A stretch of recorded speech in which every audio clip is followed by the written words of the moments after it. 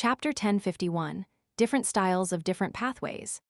Upon seeing this scene, H. Vin Rambus immediately extricated himself from that state of calm, clearly aware that he had fallen into a trap. He also further realized that he was already under some sort of influence. Without any hesitation, he arched his back and his body swelled. His pupils turned vertical, turning from pale blue to golden. His face, the back of his hand, and every inch of his exposed skin grew grayish-white scales. Amidst the screeching sound, the white shirt, black vest, formal coat, and straight trousers that he wore tore apart, revealing the dragon scales beneath. In the blink of an eye, H. Vin Rambus had transformed into an abnormally massive monster. Aside from his head that remained in the form of a human, the rest of his body had changed completely. It was like a dragon that had yet to fully evolve. The dragon's back was covered in gray-skinned wings, and its limbs were thick. The grayish-white scales were engraved with complicated, three-dimensional mysterious symbols. They extended into the flesh, extending into the surrounding void. It seemed to be a mesh of objects that didn't belong to the real world.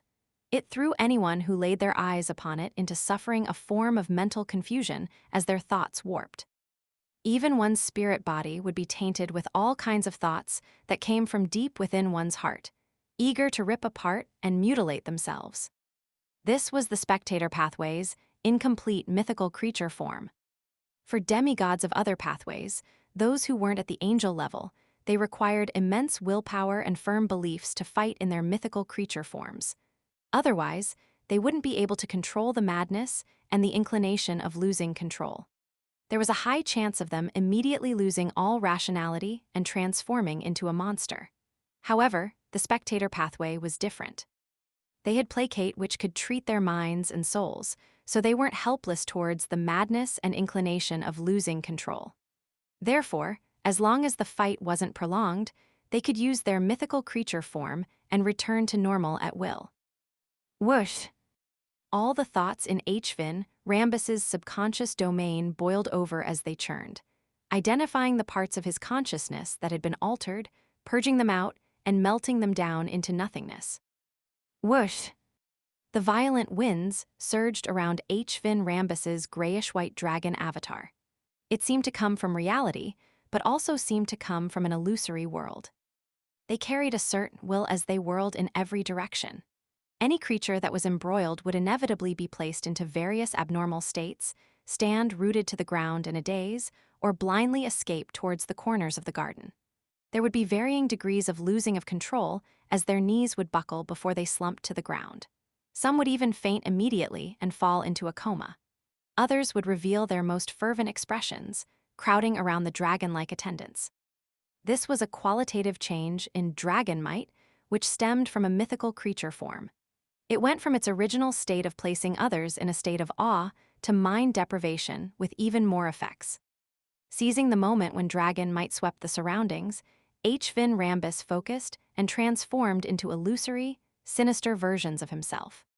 Through the sea of collective subconscious which eluded most beyonders, he approached Jayaman Sparrow on the rooftop and Audrey Hall by the garden's periphery at high speeds. As a spectator, he could tell that the attacker was Jayaman Sparrow, just by seeing his face and temperament. At this moment, Audrey was mumbling to herself, and compelling herself based on the discussions and warnings from the two demigods, the world and the hermit, above the gray fog. I can't see anything, I can't hear anything. I can't see anything, I can't hear anything. She was trying to avoid losing control from looking directly at H. Vin Rambus's mythical creature form. However, this also made her unable to see or sense that a particular illusory, sinister version of H. Vin Rambus was approaching her body of heart and mind from the sea of collective subconscious. But suddenly, before H. Vin Rambus's eyes, the blonde, green-eyed girl's island of consciousness disappeared.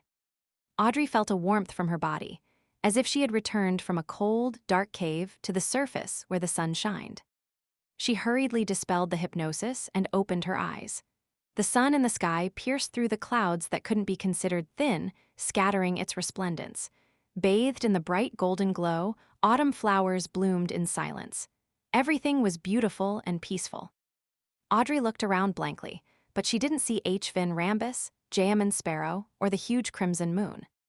This made her feel like everything that she had just experienced was just a dream. What mighty powers! A battle between the two demigods might not even harm a single flower. Audrey silently muttered to herself before calmly leaving the garden, retreating to the corridor that connected the garden to the house. She was afraid that her presence would affect Jayaman Sparrow's fight.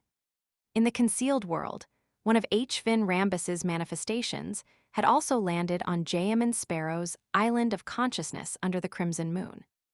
Just as he was about to set foot on it and open the door to the body of heart and mind and control Jayaman Sparrow's subconscious to make him do things against his own will, he realized that the illusory island that stood in the sea of collective subconscious was filled with a deathly silence. There were no stirring thoughts or the appearance of new thoughts. There was no way of influencing it. Puppet, marionette, H. Finn Rambus instantly made a judgment. Combined with the information he had obtained in the past, he had a better grasp of Jayaman Sparrow's abilities.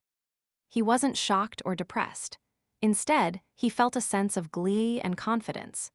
This was because, for a demigod of the spectator pathway, he could easily tell the difference between a marionette and the true body, greatly mitigating Jayaman Sparrow's strongest ability. Besides, do you think a marionette can foil my mind invasion and control of one's consciousness? That sinister and illusory H. Finn Rambus swept his golden vertical eyes and found a transparent passage on the marionette's island of consciousness. On the island of consciousness, it was the symbolic form of spirit-body threads in the mind world. Right on the heels of that, H. Finn Rambus's figure flashed, and he traced the transparent passageway and found another island of consciousness hidden in the distance. This was where the source of where the marionettes were controlled, which meant that it belonged to the actual body. Found you! H. Finn Rambus snorted coldly as he conjured a terrifying mind storm in the sea of collective subconscious, allowing them to thrash about in Jayaman Sparrow's island of consciousness over and over again. This caused the nearby weather to rapidly change, and the ability to percept the surroundings via spirituality suffered intense interference. H. Finn Rambus took the opportunity to get close to Jayaman Sparrow's island of consciousness, and he conjured a grayish-white staircase in an attempt to furtively invade his opponent's subconscious. This was his usual style of fighting. One stayed in the light while the other stayed in the dark. While one attacked head-on, the other sneaked in. With these two angles of attack, it easily broke the target's mental walls and allowed him to control his opponent's body of heart and mind. At the same time, as a dragon avatar, he flew up and spiraled in midair. It affected Jayaman Sparrow with its dragon might and breath, complementing the battle at the consciousness level. At this moment, from deep within the sea of collective subconscious, H. Finn Rambus had silently invaded the Jayaman Sparrow's body of heart and mind when all of a sudden, he saw a boundless grayish-white fog. All the sea of collective subconscious around and the islands had vanished. H. Finn Rambus's heart tightened as he hurriedly analyzed his psyche, suspecting that he was under an illusion. However, no matter how he handled it, the grayish-white fog didn't change. Of course, there were no accidents or danger. It was as if it was just a simple background. That was pretty suspicious. Just as H. Finn Rambus was preparing to stir a mind storm here, the grayish-white fog finally dissipated, revealing the island of consciousness from before that belonged to Jayaman Sparrow.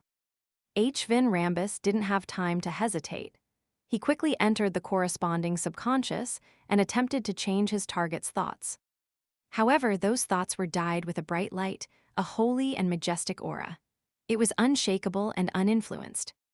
This, H. Finn Rambus instinctively looked up and looked towards the sea of consciousness from the stone stairs that he conjured.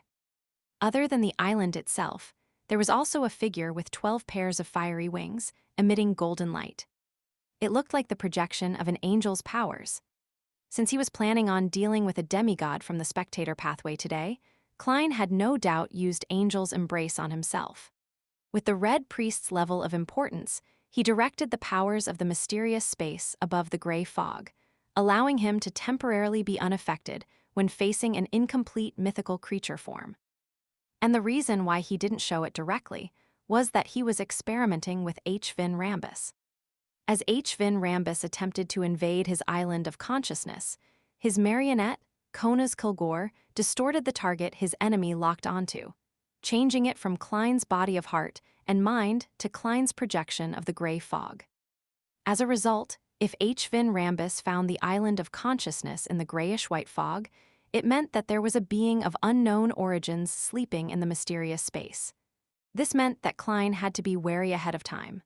On the contrary, he could feel a little relaxed. This was something he had long wanted to test but didn't dare attempt because it might be dangerous. Today, he finally had a chance to do so. After all, even if there were any consequences, H. Vin Rambus would be the one dying and not him. It might even allow him to easily finish off a demigod. Seeing that he was blessed by an angel and wasn't capable of breaking or infiltrating his opponent's body of heart and mind in a short period of time and exerting his consciousness on him, H. Vin Rambus retreated without any hesitation. He left the area and returned to his mind world through the sea of collective subconscious. Then, the massive dragon disappeared, disappearing into thin air, preventing Klein from even finding it via spirit body threads. Psychological invisibility. H. Vin Rambus planned on using a psychological blind spot to hide in the dark. Then, using area of effect beyonder powers like mind deprivation and mind storm to slowly weaken Jayaman Sparrow's angel-enhanced mental walls, he would attempt using his own sealed artifact to attack.